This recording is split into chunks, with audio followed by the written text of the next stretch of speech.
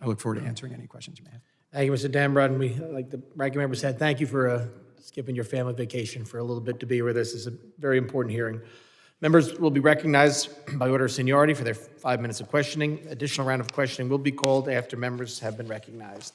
I now recognize the gentleman from Louisiana, Mr. Higgins, for 5 minutes of questions. Thank you, Mr. Chairman, and I thank you for the indulgence. I have a committee across campus I need to get to. It's super important. Gentlemen, thank you for being here.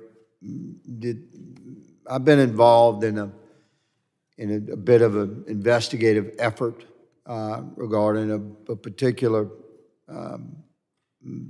phenomena that's happening across the country that I'd like Mr. Fail and Mr. Chinanagang to address, please. The purchase of infrastructure businesses and businesses related to key infrastructure in our country. We're talking about the energy sector, financial sector, transportation sector, agricultural sector, supply chain sector, the tech sector, the defense sector, the medical sector, the research and development sector. The thousands of companies across the country that many are small businesses with a handful of employees or under 100 employees. The kind of company that can go under the radar if it's bought or sold. These companies are being bought by equity firms across the country.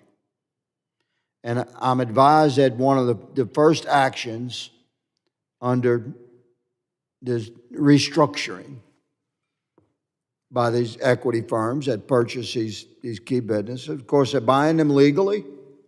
You understand? It's not a big deal. Maybe a small story in local news. But one of their first actions, I'm being told, is to eliminate the cybersecurity contracts of those companies.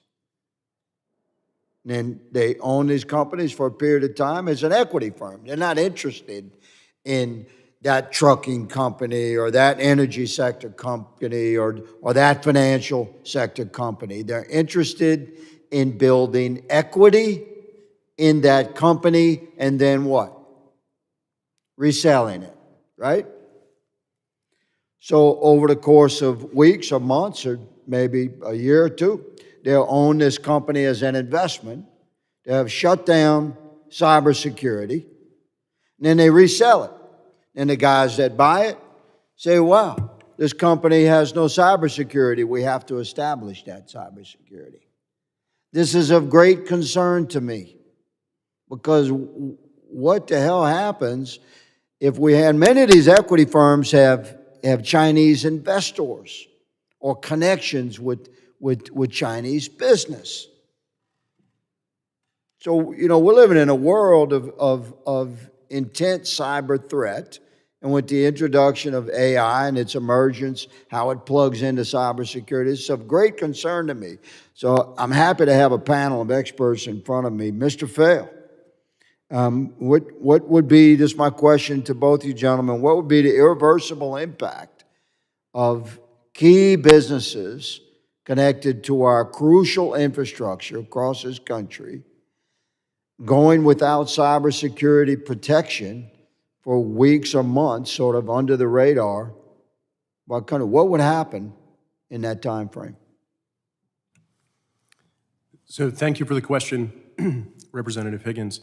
I think I would start by suggesting that cyber adversaries at the moment appear to be very little deterred by cyber defenses that have been employed by small businesses and critical infrastructure, and that's actually why the advances. Hold on, let me stop you there. Let's not judge the quality of the cybersecurity with a broad brush. We're talking about the elimination of cybersecurity from a company that gets bought by an equity firm.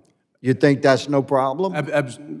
Absolutely, it is a problem. I think it's indicative of a broader problem of inattention to cybersecurity in general.